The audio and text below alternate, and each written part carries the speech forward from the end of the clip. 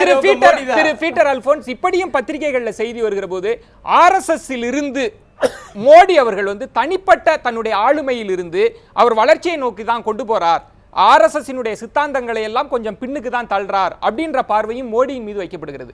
அதை நீங்க பாசிட்டிவா எடுத்துக்க மாட்டீங்களா? இறுதி கருத்தாக சுருக்கமாக திரு பீட்டர் சொல்லுங்க. திரு பீட்டர்.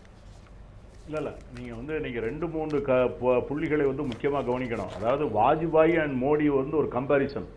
அன்னைக்கு வாஜ்பாய் ஒரு முகமுடி தேவைப்பட்டார். அன்னைக்கு எப்படிப்பட்ட முகமுடி தேவைப்பட்டதுன்னா, எல்லா கட்சிகளையும் அரவணைத்துக் கொள்ளுகிற ஒரு ஜனநாயக உணர்வு உள்ள ஒரு பாரதிய ஜனதா கட்சியை சார்ந்த ஒரு தலைவர் அவர்களுக்கு தேவைப்பட்டார். அப்பொழுது வாஜ்பாய் அவர்கள் கடைசி வரை அந்த ஜனநாயக உணர்வுகளோடு நடந்து கொண்டார் என்பதுதான் வரலாற்றில் இன்று இருக்கிற பதிவு. ஆனால் மோடி இன்னைக்கு RSS பரிசோதனை சாலையிலே உருவாக்கப்பட்டவர். முழுக்க அவரே இன்னைக்கு என்ன சொல்றார் அப்படின்னா, நான் அடிப்படையிலே ஒரு சுயம் சேவர், ஆகவே என்னை நீங்கள் நம்புங்கள், 14 மாதங்கள் தான் முடித்திருக்கிறேன், இன்னும் 4 வருடம் இருக்கிறது, நம்முடைய ஐடியாலஜிக்கலாக உள்ள அத்தனை தத்துவங்களையும் இந்த ஆட்சி காலத்திலே நான் நிறைவேற்றியே தீர்வேன் என்கிற என்னை நம்புங்கள் என்கிறது தான் அவருடைய. நன்றி பீட்டர். நேரம் போதுமானதாக இல்லை.